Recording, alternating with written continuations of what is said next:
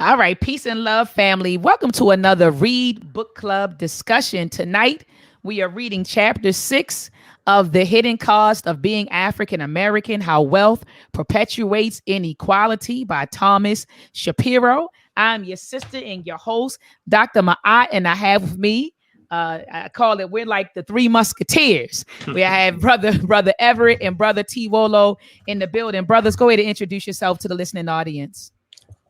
Family, I'm Brother T, known as Brother T Wolo.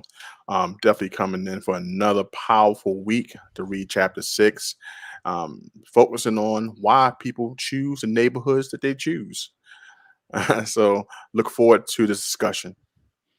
And I am Brother Everett, Secretary and Treasurer of the UNIA and the Real Truth and Power podcast, and excited to get into this next chapter. It's real deep. Yeah, the chapter is real deep. And family. You don't have to have read the book, because I know as soon as they see us talking about it, oh, Dr. Miles talking about a book, let's get on out of here. You don't need to have read the book or read the chapter to take part in the discussion. Our discussions are very, very informative. And you'll learn a lot, just listening to the discussion. So even if you don't have the book, even if you haven't read this particular chapter, still hang tight with us and tune in. Before we get started, I do want to acknowledge that today was the day that they kicked off the Haitian Revolution on August the 22nd, 1791. They kicked off the Haitian Revolution. And so I want to just salute and pay homage to those brave warrior ancestors. Also, yesterday on August the 21st, 1831, our beloved ancestor, Nat Turner, kicked off the Nat Turner Rebellion. And I was happy to be one in the number when Brother Jabari Natur from Reality Speaks, he took us to Southampton County for a tour. Up there with Baba Khalifa. We was able to go to different parts, where Nat Turner was born, where he preached, where he sparked the rebellion, the different houses he went to. So I took my sons there with me back in, I think it was like 2016. So I do want to acknowledge those events that happened. Again, for families that's joining us, I was just paying homage to Nat Turner. The Nat Turner Rebellion kicked off yesterday, right? August the 21st, 1831. And today, on August the 22nd, 1791, was the Haitian Revolution. So I just want to salute, I just want to pay homage and salute those African warriors, and then also salute people who have joined us. I see Tiffany is in the building, Sister Tiffany, CJ Young. I enjoy reading your comments, brother. I always read your comments. But peace to you, CJ Young Jr., Malicella G, peace and power to you, Pure Black. Peace and love to you, Queen Mother Althea. She is in the building. Peace and love to you, Queen Mother. And I see Sister Crystal Denise. Peace and love to you, my sister. All right, fam. So let's spark it off. Let's go. One of you brothers can spark it off. Where people choose to live, chapter 6. Chapter 6, where people choose to live. Basically, I did a summary of this beginning page, which I like because kind of helps bring focus, helps me to bring focus a little bit. This chapter shows how important resources are to family. Where a family lives, where children go to school, or even where they shop or eat should support their values. So we should take much care when we choose the neighborhoods that we live in. And this is basically what I feel that Tom Shapiro focused on when he did this chapter. Is we open up the paragraph, he states, understanding why people choose to live where they do is crucial to understanding racial inequality. So when you see that in this chapter and you see how the families moved into neighborhoods, and you kind of dissect their thinking, you realize they did it because they wanted to move around people that they shared values with. And they wanted to move away from people that they didn't see much growth with. And that growth was values and also monetary. So basically, in this chapter, I wanted to point out understanding why people choose to live where they do is crucial to understanding racial inequality. And as you'll see as we go further in the chapter, how that is so. Thank you so much. What are your thoughts, Brother Everett, on the first couple of pages of the of chapter 6? You're on mute. I can't hear you, brother. Can you hear me now? Yes. Okay. When they started talking about he started talking about Kim and Mike Brown, that kind of hurt me a little bit. It just shows how the white people think. More importantly, they were saying things like, we didn't like to eat. The Browns lived in a diverse neighborhood where it was still black people, but they didn't want to eat around there at one point, saying it was filthy. Pretty much, yeah, it was like a Ponderosa. They said we don't even go to the Ponderosa anymore because it's filthy. Pretty much saying that when black people move into the neighborhoods, we bring it down. It mentions they were mentioning how they thought the black people came into the neighborhoods. It's something to think about. It was a bus route. A bus route led people into their neighborhoods. So when you're starting to think about how they think about the communities they living in, they're kind of weary of certain bus routes and stuff like that. So I kind of got a little bit about the frustration I had with the way they were thinking. They mentioned, like I was talking about the Ponderosa, and they were saying it was pretty much nothing to eat around their neighborhood but Chinese and fried chicken joints and stuff like that. Stereotypical stuff, right? Right. So I got a little bit about just how they think about us bringing the property value down and their way of thinking. That really hurt me a little bit. Yeah, it just, these people were just really, and I think because Shapiro and the interviewers were white, I think that they were honest with them. They were really honest with them about, how they view black people, how they view black people and other minorities. They were just honest with them. And like you said, Brother T, throughout the chapter, we see that they wanted to live in communities where people look like them, where people had the same class status as them. And like you said, share the same values, share the same psychology, the same vision. And so that's very important to white folks. And so you see how, like you said, with the Browns, how they were going in on black folks. I actually put LOL next to their comments because it was really funny to me. It was pretty candid. Yeah, they were very candid. And then he went into another person named Jackie Frommer, a social worker, and how she talked about how she didn't want to be around welfare recipients. And I said, oh, how ignorant she is, because most of the people who are on welfare are whites, really. It's more of them on welfare. The majority are white women. So when she made the comment, I don't want to see, hear, or smell a welfare recipient, he said that for some Americans, welfare is a code word for poor blacks. But if you look at the data, you got, like you said, more white women. They're the ones who are on welfare. You got some sisters that may get on and then they get off. But, these white women, they may stay on forever. Well, but, remember, go ahead. I'm listening, Brother T. Go ahead. I'm sorry, but I'm interrupting. This one made me think about the image of the welfare queen and the picture that I think this is during the Ronald Reagan administration, when the welfare queen of this woman who misused social service and other abilities, but they painted her as a black woman who was mismanaging the system. So when I've seen this in this chapter, the first thing I thought was that image. But with the statistics, you just pointed out that statistics should be a white woman who is benefited from the system.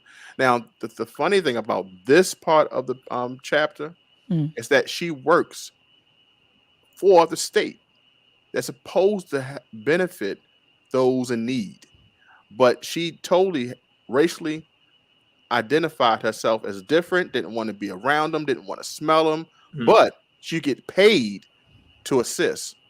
Take that money to move out of a neighborhood to benefit her and her own. So it's ironic that the people that we pay for these services, the teachers, the police officers, totally abuse us, and they demonize us for being in that era. But this is derogatory, basically, in the statement. Absolutely. You know what? Sorry to cut you off, Dr. Mott, but another thing that's a stereotype that kind of bothered me was when I think it was yes, it was her. She mentioned that her son was getting bullied, like as if, you know, the nature of the black male is to be aggressive to little soft white kids and beat them up. You know, and that bothered me. You know, that was one of the reasons why I think that they moved or they got into a different school system, because they felt that, I think the kid was 3 and I think they said a black kid was saying they were gonna beat him up, or I'm gonna bust you up, punk. I think that's what the words were. So just how all of the stereotypes that both of these people were giving, and especially the one where a young black, if the kid is 3, you talking about the kid had to be 3 or 4 as the black kid being a bully, being the aggressor, you know. It's just that the stereotypes that they were thinking were just awful, way off. Absolutely. And we see that throughout the book. Well, throughout the interviews, all the, like just the stereotypes. I heard nothing but stereotypes. Like you said, the welfare, crime. If it's a black neighborhood, it's crime. Mm-hmm. It's, all of that. And we see that throughout the interview. So I'm on page 131, where Shapiro now is talking about how each year you have 50 million Americans move. Like each year, 50 million Americans move. And it says that the typical adult, they move, 13 times in their lifetime. And he's saying that we move for all sorts of reasons: jobs, schools, churches, security. It says status. It says the main reason why Americans move is really to find work. And he talks about how America's communities are highly stratified by income, and then based on that alone will perpetuate inequality, right? Because I can live in this neighborhood, and if I can move to this neighborhood, and let's say that it's a high income neighborhood, then I automatically know that I have better resources, better schools, probably a better shopping market, right? Better food selections, better everything. As opposed to if I am a low income person or low income earner, then I'm living in a neighborhood where the resources are low quality and are scarce, right? We even see that in Baltimore City, how literally sometimes like a supermarket may be like 5 miles away, but you go out to the county and it's a supermarket is like 5 of them on one block. And, you go down, I'm talking about Upper Ricerstown, Maryland. Literally, you might come across, you got the Wise, you have, oh my goodness, Wegmans, Wise, Giant, Food Lion, like they're all right there. But if you go into Baltimore City, I mean, you may be lucky if you have one major supermarket within a 5-mile radius. Check this out. It even goes deeper, Dr. Mott, because if you look at Roland Park Middle School, it's a public school. I believe it's off of like Roland Park Avenue. If you look at that school district, is a majority white people go there. It's in Baltimore City. And then if you look at the landscape of the houses, the nice houses, and then if you look at the private schools around there, Gilman, Gilman is right there. Gilman is right there. Roland Park. They got about 4 or 5 of the best private schools in the state right there, among the best public schools. And if you go a little ways down the street, you're right on Greenmount Avenue, and the school system and it's all black and everything else goes downhill. So just in the general vicinity, you can just tell how they move. The better housing, the better school system, and a couple block radius. That's crazy. Yep, within a couple blocks. Before we go on, I wanted to stress what you pointed out, Dr. Ma'at, about when we go into new neighborhoods, new communities, they have certain resources available to them. And I remember, I'm from Baltimore as well. I lived on Remington, which is not that far from Johns Hopkins University. From Johns Hopkins University, it used to be a downtrodden neighborhoods. The neighborhoods were predominantly white and black mix, but with the influx of maybe 10 years ago, they created a whole new community, new shops, new stores. They tore down some things. They had built a community for the new class. They realized at the time that Hopkins, which is the premier university in Baltimore City, it's not that far away from the Walters Art Gallery. So you got 2 predominantly resources there, right? Now they build a community that predominantly white middle class. that now creating. So when they got into that community, they changed all the stores that were catering to the new crowds coming in. They already did the test that students who lived in that area was paying maybe around $60,000 a year just to live in that area. So one of the things they did was change. They had the school. They had the very successful museum, the Walters Art Gallery, and what communities do is make sure they have a bank. They had a bank right slap dab in the community. So what do they need it for? You got homeowners. You have people who start new businesses. They're going to have those resources there to make sure that the next generation can build. People going into these communities and can move so many times. Before we went any further, it says right here in the chapter is that the American ethos is that they move for upward mobility, basically, right? That's right. So this is a community that comes from I'm a student to a homeowner. I can go around the people that I went to school with that may have the same profession. Good starter home because we have a bank there I can get loans from. It's not a big bank like Bank of America. It's a small community bank that they can grow with, and then later on they can probably sell it for an investment. All those things is needed for that nice yuppie class, that nice middle class that's been built and groomed in that area. And that's right not that far from John Hopkins, Walters Art Gallery, and Paper Moon, the restaurant, just to give a point of reference. So that's one of the things that these communities do. They think about these things. But this is not ones with kids. I want to point out these are usually families that just graduated from that prestigious university. Yeah, absolutely. Yeah, that was deep, Brother T. Thank you for pointing that out. That was powerful. And I do want to, I'm at the bottom of page 132, and I want to talk about, and there go that too, for those folks who always say Dr. Ma'at, her Baltimore accent. But I am on page at the bottom of page 132.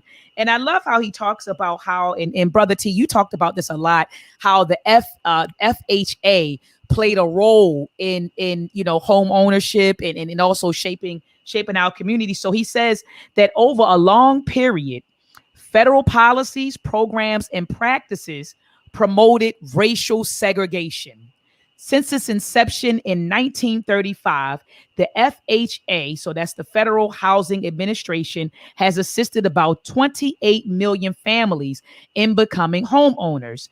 The FHA created the opportunity for a majority of Americans to become homeowners by enabling people to buy homes with small down payments at reasonable rates over long periods. The FHA has done and continues to do much good and much harm. It promotes new housing over repairing existing housing, suburbs over central cities, private vehicles over public transportation, and uniform communities in terms of class, race, and ethnicities over diverse ones. So they're saying that the FHA plays a role in the racial segregation that we see. And I remember when one of my cousins from California, she came out here. This was maybe 2 decades ago. She came out to visit the family. Now she's been back since. I'm just saying she made the comment 2 decades ago, but she came out like in the early 2000s to visit, a Baltimore family. And, in my neighborhood, it's all black. I'm accustomed to living in an all black neighborhood. And she looked around and she said, "Cuz," she's probably watching right now. "Cuz," she said, you all don't live around no whites, no Hispanics. And I was like, no, I was cool with it. But for her, it was a shock because she was living in, at the time, Vallejo, which is in California. And that particular area of California, I don't know how it is now, but 20 years ago, it was a very diverse community. So when she came to Baltimore, she saw how segregated we are, how segregated we are. I would say were, but we still are. She said, man, like she was shocked because where she's from in California, you have blacks in the neighborhood, whites, Hispanics, Asians, everybody is one big melting pot sort of community. So she was very shocked at how how our communities were set up in Baltimore. But I just wanted to kind of highlight that the FHA, as Brother T told us many times, had a hand in who becomes the homeowner and how, and also a hand in shaping our community. So I wanted to read that paragraph. Go ahead. I think someone wanted to jump in. And Dr. Mott, I wanted to continue where you was at, this one sentence, because I thought this was very crucial.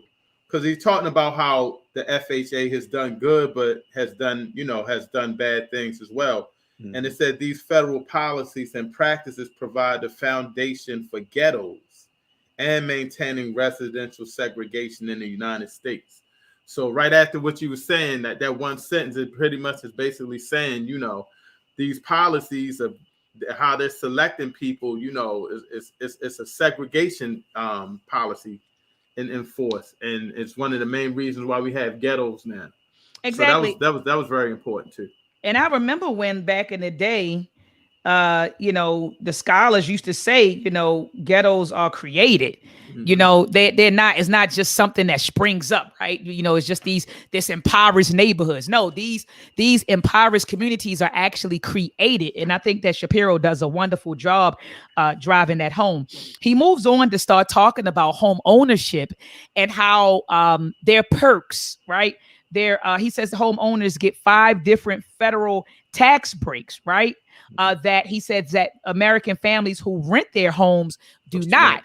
But he also made it a point to say that, yes, if you're a homeowner, you get certain tax breaks that renters don't get. However, the more your home is worth, right? Yeah. The wealthier you are, he's saying the more tax breaks you get because of your home ownership. So I hope that I articulated that correct. Yes. So basically, someone who may be a middle-class person, they earn, a middle-class income person, they go buy a house. They're not going to get as many tax breaks as you would say a wealthy person who went off and bought a house, right? Mm-hmm. So the more wealthier you are, if you own a home, you get more tax breaks. And so he drove that point home as well. Did anyone want to jump in on that?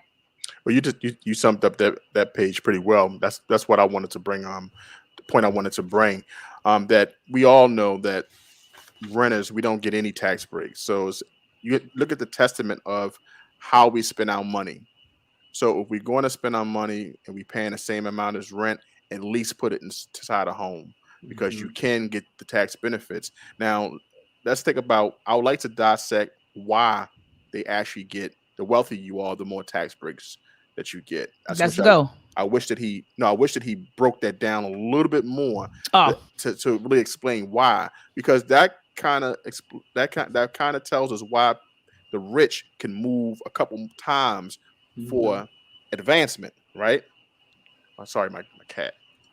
My cat jumping up. So that tells you why they can move in their starter home, and then from their starter home, they can use that. They can move into a bigger home, and that home can now be their first home, could be their investment home. Our families, because of the not able to have too much equity in our houses and not be able to take benefit of their money, they can't make as many moves. So they're kind of stuck in neighborhoods for a longer period in time. And if their home does not have the equity built over as a white family home may, they can't take as many advantages out.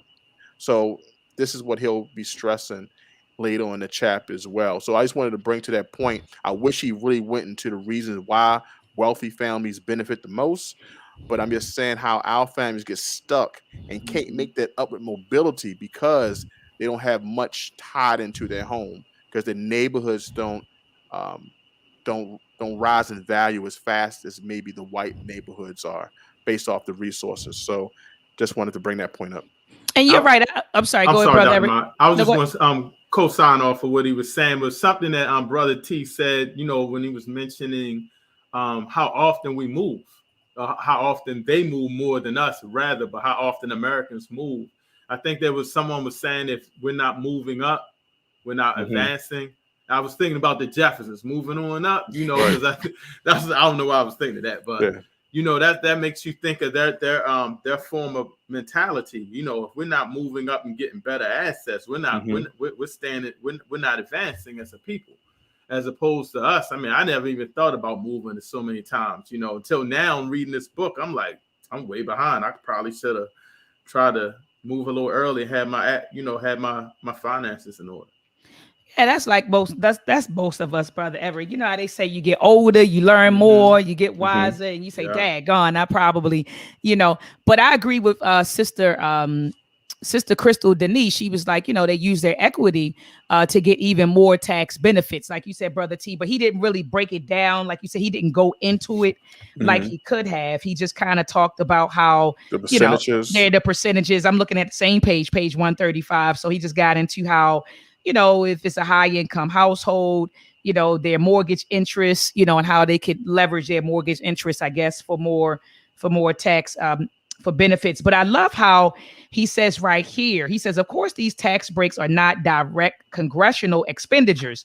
They are etched in our tax code, and provisions are called deduction exemptions rather than subsidies, right? And so I remember when we were reading Blueprint for Black Power, Dr. Amos Wilson said there's a sort of welfarism that exists between the wealthy and the government, but they'll look at, someone on welfare, with, their nose be turned up. Oh, she on welfare. But he said, actually, welfarism exists between the government and the rich. Think about how many times we've always heard about the government bailing out big businesses or helping the rich or doing tax cuts or tax benefits for the rich. So, it just, when I was reading the middle paragraph on page 135, it brought me back to Dr. Amos Wilson's book, Blueprint for Black Power, where he says that welfarism exists between the wealthy and our government.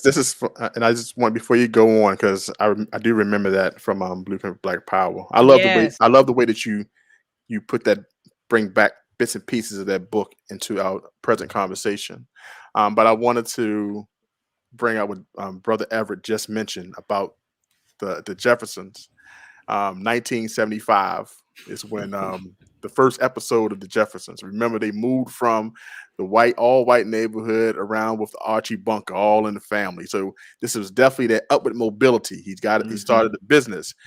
Who was the business president who started MLM, multi-level marketing, who pushed it that Blacks should have business, that they should move into having your own? It's ironic that one of the first shows that kind of strike this upward mobility for Blacks was one of the shows, The Jeffersons. It was Gerald Ford. Gerald Ford really pushed business. And you just brought up a point, Dr. Ma'at, how government and business, that's the welfare. The benign neglect came in. They didn't want to do certain things for Blacks. So all of the shows kind of supported this upward mobility, do business, do for self. So we don't have to do for you, basically. So I always look at the time, exactly what's happening, what is being said, who's the president, what policies was written during that time frame. So that brought it all full circle. You said the Jeffersons move on up. You got to understand, they came from a middle class neighborhood. That's moved right. up to upward mobility. You said how the government also helps business and the benefits. They said, and during that time frame of Gerald Ford, push business, go for yourself, don't worry about government, do you. And a lot of Blacks at that time was focusing on that mindset. And this is the show come out. So you got to be real mindful when things are put out in the open for us to consume. This is what one of the things the Jeffersons, they moved into a white neighborhood with white rich neighbors, interracial neighbors, everything. Think about it, what that show introduced to the Black family. Yeah, that was deep. I forgot they lived by Archie Bunker and them, and that neighborhood was kind of majority white, right? That's right. And so they took two big jumps up. Who was a bigot? Okay. That's Remember right. that. Now think about this. We're talking about bigotry in this chapter. That's right. And the lady moved out of it. They moved in a neighborhood with bigot Archie Bunker to move out, to move a more social accepting interracial couple. Lenny Kravitz's mother, and also Tom, you remember the show, one of the favorite shows. I'm just saying this book, your points brought that up. I'm sorry. Yeah. Oh, no. You know how I go off. Yeah, no doubt.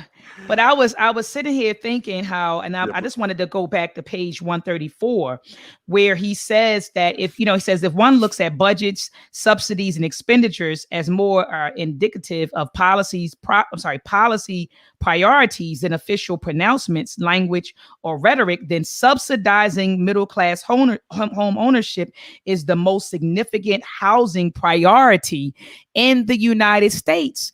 So they know that people get kickbacks, from being homeowners. So when Black folks with us, I think they said that white folks own their homes at 25% more white families own homes than Black families. We're not getting those subsidies. We're not getting those kickbacks, those tax breaks, because we don't own, as many as much as they do. I'm talking about as it relates to home ownership. But I wanted to move into mobility patterns. And kind of, Shapiro drives this home. He says, they did a lot of surveys. They conducted a lot of surveys and polls and tracked white families. And it says right here, surveys and polls have tracked white Americans' attitudes about the kinds of neighborhoods they would be willing to live in since Brown versus the Board of Education in 1954 and the first open housing laws. The number of those saying they would live only in all white areas declined by about one half between 1976 and 1994, while the proportion saying they would live only in mostly white neighborhoods hardly changed. Whites are less willing to insist on complete racial segregation. A large majority of whites want to live in mostly white areas, and an increasing number of whites say that they want to live in a mixed area. However, that's what they say they want to do. But Shapiro drives home, Shapiro drives home on page 138. He says almost all white families with children, 96%, who lived in predominantly white neighborhoods since 1984, continue living there or have moved to similar communities 10 years later. And at the top of page 139, he says this is powerful evidence that whites stay away or move away from diversity. So what is Dr. Ma'at's point? They will preach diversity to you and I. They will preach integration to you and I. But these people don't practice what they preach when you look at the data. So they talk all this diversity stuff and, we're for diversity in the workplace. We're for diversity, in our community. But when you look at the surveys and the polls and you start really analyzing the data, white people want to live with white folks. And I'm fine with that, to be honest with you. That's right. I'm okay with that because I want to live around Black folks, but I want to make sure that we have the resources. You understand? Right, so if you all want to live, don't limit my resources. Don't limit that's where I'm at. Don't limit my resources. So if you want to live in your all white neighborhood, go ahead. I want to live in my all Black neighborhood. But like you said, don't restrict our resources, and that's the problem that I have. Yeah, that was good. You was flowing on that because you know it, but when you get the resources and you get it coming from somebody that did the research, it's a little eye awakening just because you're not crazy. It's not just we thinking Black people thinking it's something wrong. You got the data that shows it. And like you said, most white people, they continue to move, and the more it gets integrated, they move out. And Black people stay in integrated or all Black neighborhoods. So that's just deep in its own that they're not trying to live with us. And let's bring it to what we see today. Think about California. Just the thought, the talk of raising taxes to a certain point. It was an exodus out of California so quick to lower tax communities in Florida, Texas, and beyond. And some even moved out of the United States and went to a territory in Puerto Rico just to escape taxes. So just put it like this. Those who can afford will move because of those reasons. Some Blacks who can't make that move, who can't make that exodus out, they are now getting their money eaten up by inflation and higher taxes soon to be. So just think about that when we talk about this conversation about what we can do with our money, what we can leave for the next generation, to leave our legacy.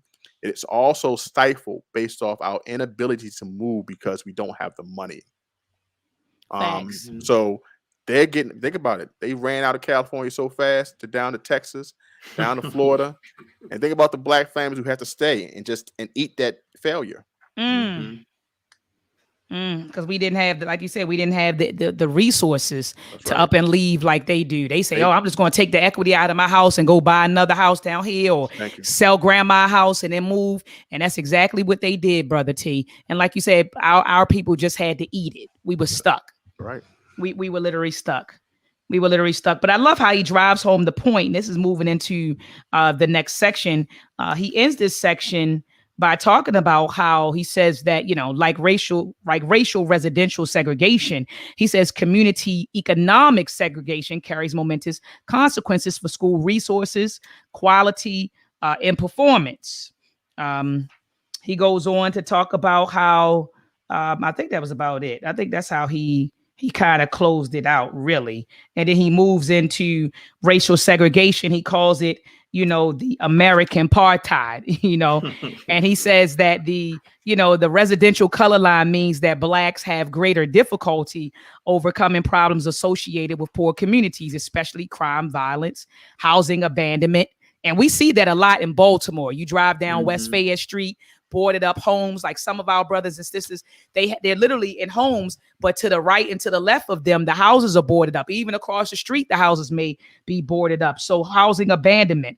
It says unstable families, poor health, and higher mortality, environmental degradation, and failing schools. And you know, Brother T, that I saw that firsthand with my mom being a school principal and going into Harlem Park, which was at one point a failing school that she had to get off the state's list. That state was getting ready to come in and take over the school, but her and her team increased the scores, and so they were able to get off the state's list, and they stayed off for about 3 years while my mother was principal. So I saw that firsthand, how we had a lot of the failing schools. But it says right here, I'm at the middle of page 141. Okay. Shapiro says no other group experiences segregations to the extent that blacks do. In many geographical areas, 2 decades of rising income inequality and budget cuts have produced a concentration of poverty that further compounds problems of segregation. Poor black neighborhoods are crowded, highly concentrated, and isolated far more severely than neighborhoods where poor whites, Latinos, and Asians live. That's so crazy. Nobody else is experiencing this but black people. That's crazy. I can't even comment on that. It's like, that's crazy. Absolutely. And you know what? And then he gets into, he quotes an author, Mary Waters, and, you know, she has a book called Black Identities, and she's saying for the children. She started talking about the babies. She said, man, for children, it's far more encompassing, leading to higher school dropouts, lower college attendance, higher unemployment and lower earning, and higher teenage pregnancy rates. Furthermore, effects of segregation are not limited to poor blacks, but extended to middle-class blacks as well, since middle-class black families tend to share neighborhoods with more poor people than white middle-class families do, and since they often live near and share schools with lower-class blacks, middle-class black students continue to face educational disadvantages. This is like, you know, not what's that, the prison, the school prison to pipeline. Yeah, school to prison pipeline. Talk about, and people thought that was pseudo. Remember, that's pseudo. It's not no prison to pipeline. But when you're looking at the data, it is. That is a prison to pipeline. Right. It was nothing pseudo about that. Go ahead, Brother T. Just think about what has happened. I'm like I said, once again, I'm here in Baltimore. We used to have West Side Skill Center. I remember. So before it became for-profit institutions like ITT Tech and those other institutions that help you be a truck driver or maybe an electrical engineer, they had so many other programs that now is for-profit that ITT Tech was building up. But for the West Side Skill Center, at least when you finish high school, you could choose a trade, and then I'll say maybe 5 to 10 years after I finished high school, they broke it all up. Now, that was a great opportunity for people who lived in the black communities to finish high school and at least grab a trade. For those parents who could not afford for them to go to college or start a business or get a head start on life, at least you can go right into a trade. And as this passage you just read, Dr. Ma'at, clearly explains that even though we have middle class families living with poor Black families, if you don't have those resources in the neighborhood, what your child may experience will be dismal, basically. So it's important that we consider this, when we read in this chapter. It's like we really are suffering. Yes, we are. Compared to the other resources. We don't even have those things in our community that can help us out to get to that next level. Brother Everett? Oh, he's on. Brother Everett, you got to unmute yourself because I had heard something and I unmuted you. You got to unmute yourself, brother. Sound like a whistle. Okay. Oh, yeah, that might be my fan. I'm sorry. But I was going to say that he said it all. I really didn't have anything to say about it. But when he was mentioning Emerson Westside, that is very important here because it was also those trade schools was giving us an outlet for guys that struggled or people that struggled in school that could take a trade. I went to Carver Vocational High School in Baltimore, and I saw a lot of my friends, if they were struggling, they stayed with their trade. And they make it a big point to show that when you are that the dropout rate most likely tends to go to people going to prison. That's the pattern that they keep talking about, that he mentions a few times with the failure in school, the dropout rate and things of that nature. It lends to prison. So those trade schools are vehicles that we needed. That's another resource that they are taking away from our Black community. And I never really understood why that it ended. I don't understand why they took that Westside Skills Center out of our hands. I try to find articles, but I can't find anything. That's something that we should need to look into, because these are resources that help our community go to the next phase. At least they can gain some money, good jobs, good careers, even start a business. Absolutely. And I mean, speaking of what you brothers are talking about, I'm on the top of page 145. It says, understanding inequality and learning climates that results from the distribution of educational resources is an essential part of understanding educational inequalities. So it says students in high poverty schools are less likely to have opportunities for extended day, gifted or talented programs than other students. This is what I have highlighted, because you were talking about those skills, Brother T, and how they took away. So he says they are more likely to learn math and sciences like chemistry and physics from teachers who did not major or minor in those subjects. Right? High poverty schools are least likely to have access to technology, computers, and the information highway. All right. Teacher salaries are higher in schools. And teachers' salaries are higher in schools with little poverty and low and high poverty ones. Schools in better off districts spend more money per student than schools in lower income areas. So like you said, they're taking away, they took the West Side skill. They did that with, like you said, not only in Baltimore, a lot of the cities, the urban cities or predominantly Black cities, they took out those centers that where you could go get skills. They took that away. And then now today, our babies are left, being educated in schools where teachers are frustrated, right? Teachers are frustrated. They're not getting paid what they should be getting paid. Then you have teachers who are unqualified to teach our babies certain subjects. Right. Then you have them in crowded schools where it's like 30 to 30. I think the ratio, the student to teacher ratio is like 30 to 1, 35 to 1. And so they're in these crowded schools. I know in Baltimore, they had to close several schools because the buildings were falling apart. The heating system kept going up on our babies. The water, the children can't drink the water. I mean, it's terrible. It's terrible. So, I'm bouncing back to 144. He says, although most white Americans now favor school integration in principle, resistance to remedies have kept educational inequality intact. So these white folks, again, they don't practice what they preach. So they'll say, oh, we want to integrate the schools because we think that everyone should have a quality education. We think that everyone should have access to high quality educational resources.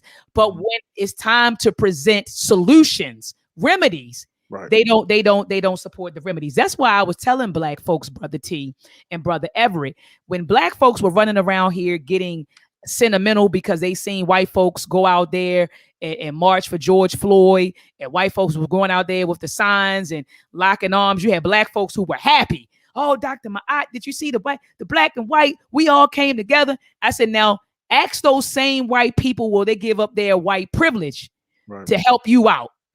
Those same white folks who were marching with you when crickets. Crickets, nothing. Will they give up their white privilege to help to advantage you? Right. A white shield is nothing like a white policy. Say that again, Brother T. Man, being a white shield is nothing like a white policy.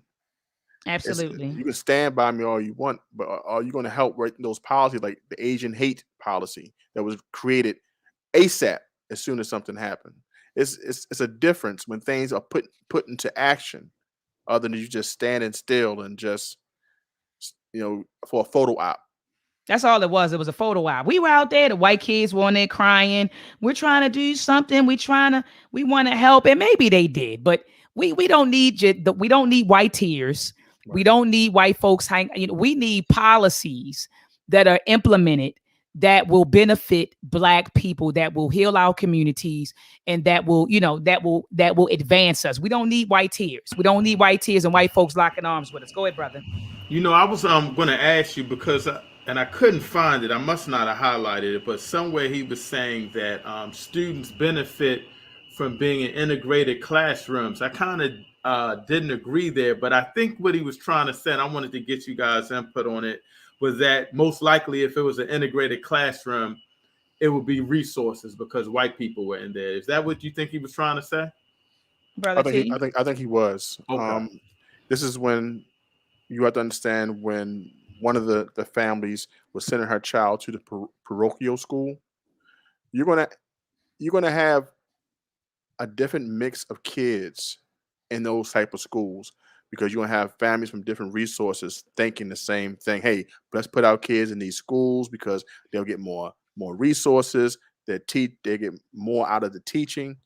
And some parents want to be able to put their kids against other kids and compete, giving them an opportunity not to see something different. This is the mindset of some of these. And I think when he did put it in that book, I can't find the page, but I think he was stressing that that's one of the things, that you're not around people in the same resource structure that you're in, maybe not getting the same advantage. Maybe you're not getting the same advantages that a school with resources that may have different programs. How many schools have we went to and you had a high school where the students went to France and the other one with the King's Dominion, based off, you know what I'm saying? It's like the resources were different.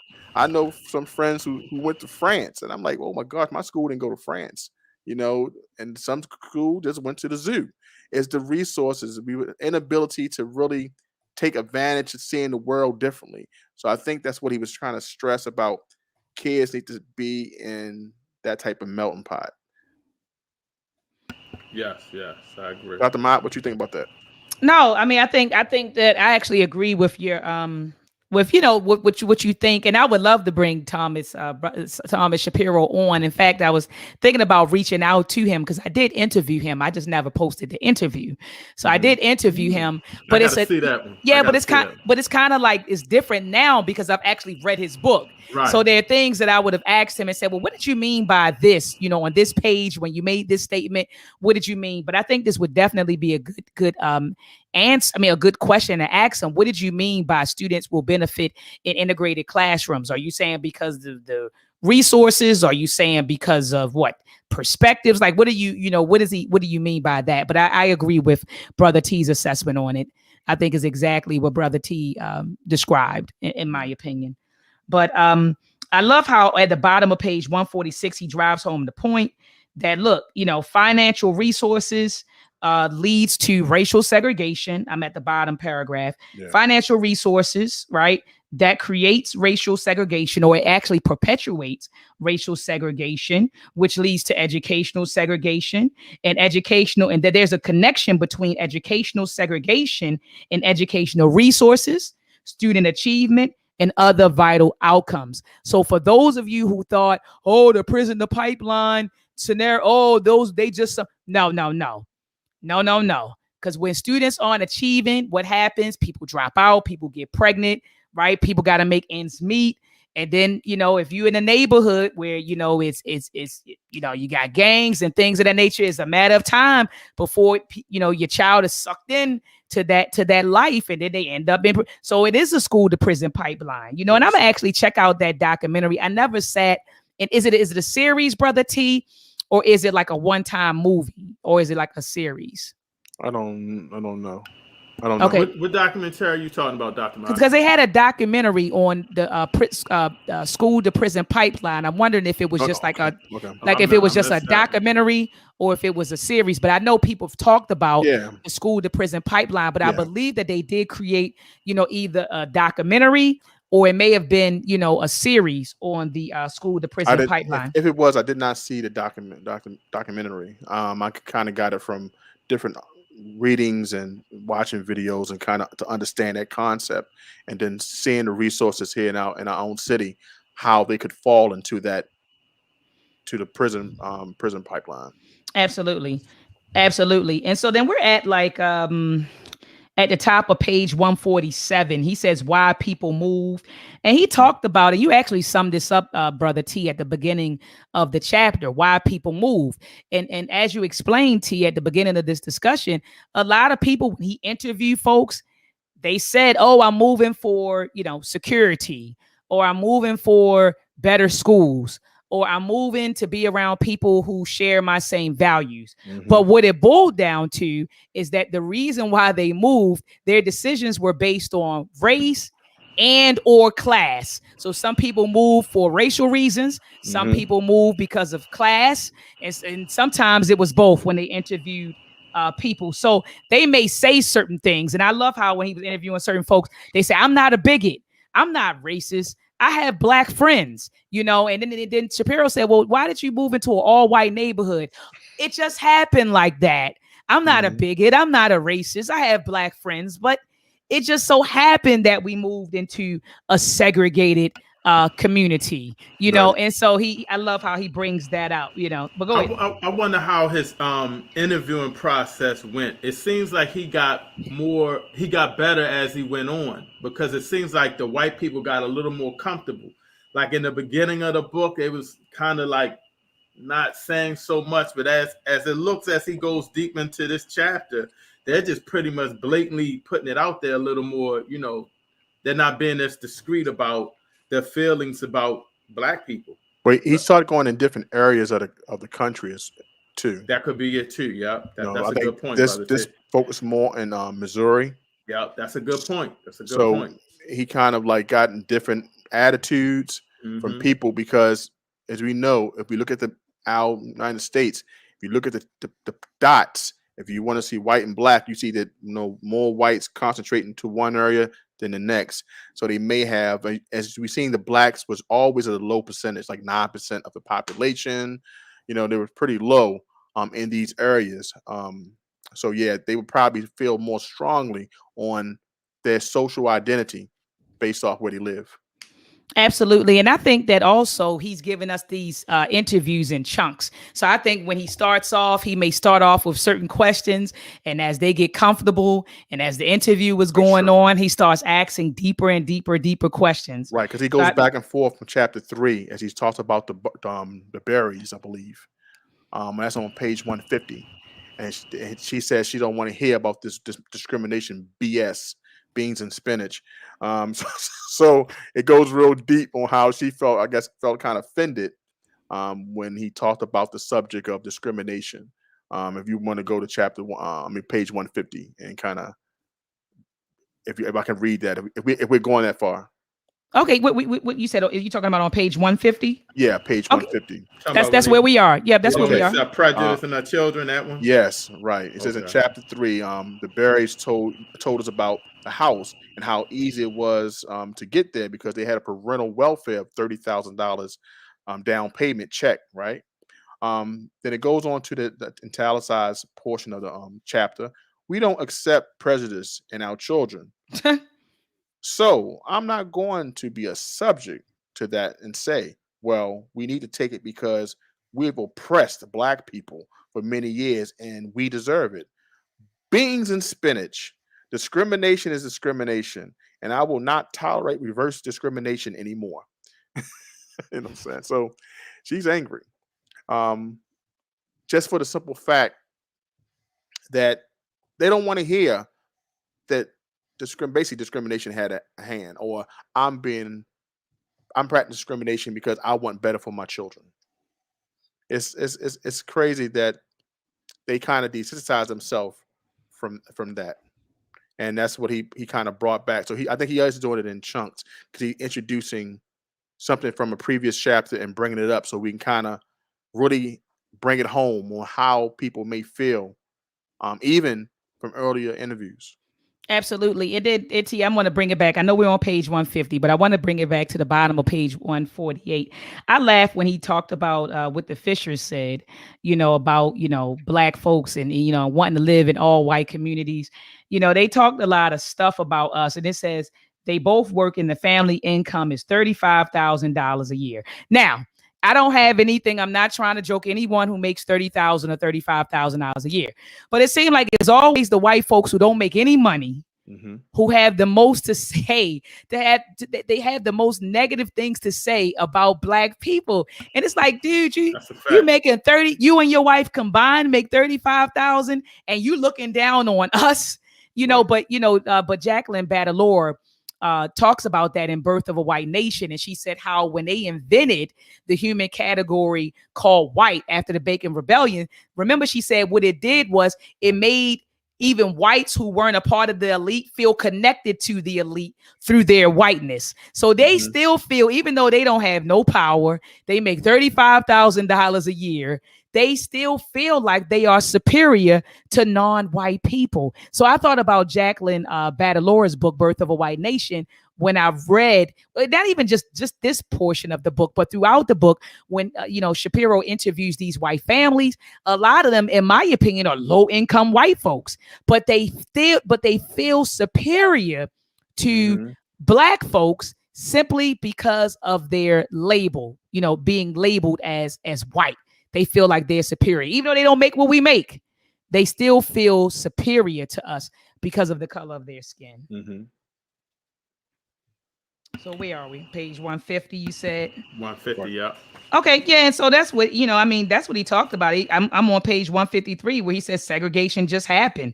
So in their minds, we just so happen to live in a white neighborhood, but we're not, a predominantly white neighborhood or all white neighborhood, but we're not racist. We're not bigots. We have Black families, and that's really their thinking. That's really their thinking. And so at the bottom of page 153, I feel like Shapiro drives it home, right? When he's talking about racial segregation, racial segregation or neighborhood segregation. He says this issue is not that some innate, unalterable racism drives neighborhood and school segregation, but that better off white families reap benefits from segregated schools and communities, whether they acknowledge it or not. So, you have a lot of white folks who say things like, I don't benefit from slavery. I don't benefit from anything. That stuff happened in the past. We don't benefit. We don't. No, he says that better off white families reap benefits from segregated schools and communities, whether they acknowledge it or not. And people of color, especially children, pay the steepest prices. Residential segregation, I keep saying racial, but it's residential. Residential segregation and institutionalized discrimination have enriched white homeowners at the expense of African Americans and others. Educational segregation and school policies favor white children at the same time they hurt children from minority and poor families. White neighborhoods and schools are better in part because Black neighborhoods and schools are worse. Wow. Well, that's the truth. He said it all. Yes. That's it. I mean, in a nutshell, that's it. I mean, so for these white folks that's running around, well, I don't benefit. You know how they quick. I don't benefit. You do, at the expense of other people. At the expense of other people, you do reap the benefits. And there are perks to being segregated, to being exclusive, going to these certain schools, and they do nothing about it. That's why Dr. John Henry Clarke said we don't have any friends. And I hold on to that statement. That's why I wasn't out there talking about any Asian hate. When stuff happened to other folks, I don't say a word because we have no friends. Right. At the end of the day. That's right. At the end of the day. I'd like to bring this point, Dr. You made just read about not having any friends. You also point how even we're not well-to-do whites look down at us. I remember the book Faces at the Bottom of the Well by Derek Bell. And one of the things I'd like to read, like if I could. Oh, please do. He says, Black people are the magical faces at the bottom of society's well. Even the poorest whites, those who must live there only a few levels above us, gain their self-esteem by gazing down on us. Surely they must know that the deliverance depends on letting down the ropes. Only by working together is escape possible. Over time, many reach out, but most simply watch, mesmerize, into maintaining their unspoken commitment to keeping us where we at, whatever costs to them or to us. And that was from Faces at the Bottom of the Well by Derek Bell. I remember reading that while I was in college.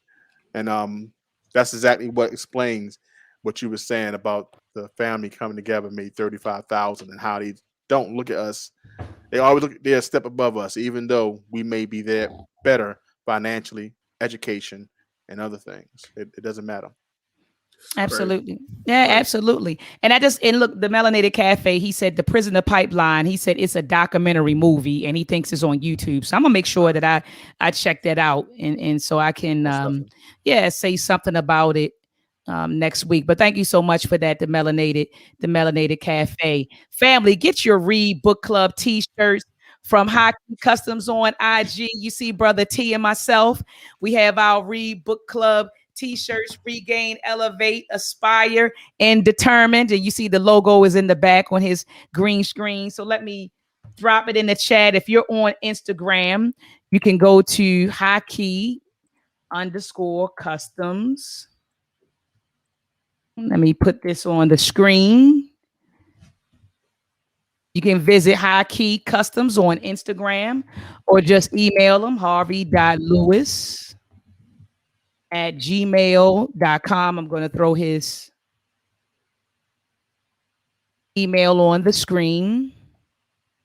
Okay, so this is where you can get your R.E.A.D Book Club t-shirts from. Family, join us back here next week at 7 p.m. Eastern Standard Time. We're going to be reading the last chapter of The Hidden Cost of Being African American, How Wealth Perpetuates Inequality. Chapter 7 is the last chapter. I believe it is. Yep, it's the last chapter, and then it's like a conclusion. But we'll be discussing chapter 7, Getting a Decent Middle-Class American Education, Pursuing Advantage in Schools. So we will be discussing that, getting a decent middle-class American education. So join us back here, same time, same place. Brother T, do you have any closing words, brother? See you next week, family. Brother Everett, any closing words? Same thing. I can't wait to get into the next chapter. Let's get it. Absolutely. Let's get it. Peace and love, family. Have a wonderful, wonderful week. Peace and love.